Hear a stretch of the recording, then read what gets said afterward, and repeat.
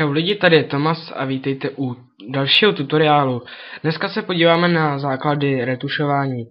Takže pokud jste tady jako pan Paroubek, máte nějaký vady obličejový, tak si je vyretušujete úplně jednoduše. Zase najedete na lištu, zde máte pod klávesou je nástroj bodový retušovací štětec, ten si zvolíte. Teď už si jen Paroubka přiblížíme a podíváme se třeba na jeho pihu. Tady si můžete nastavit tvrdost.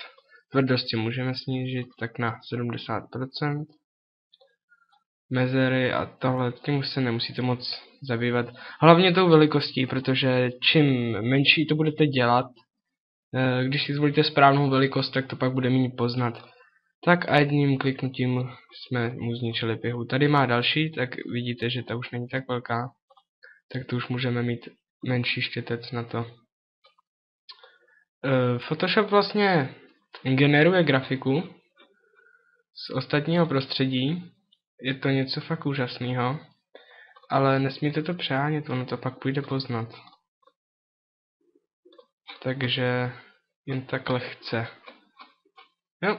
Ale hned dá se to používat na všechno, na jizvy, na pihy, na akné a na různý takovýhle voloviny. Jo, ale když to třeba přeženu, jako nevím, tady třeba, že tohle nechci, tak mu úplně deformuju pusu. Nebo když třeba mu vymažu nos, tak taky nevypadá moc dobře.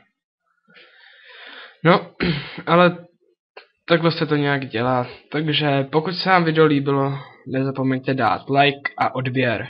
Čau.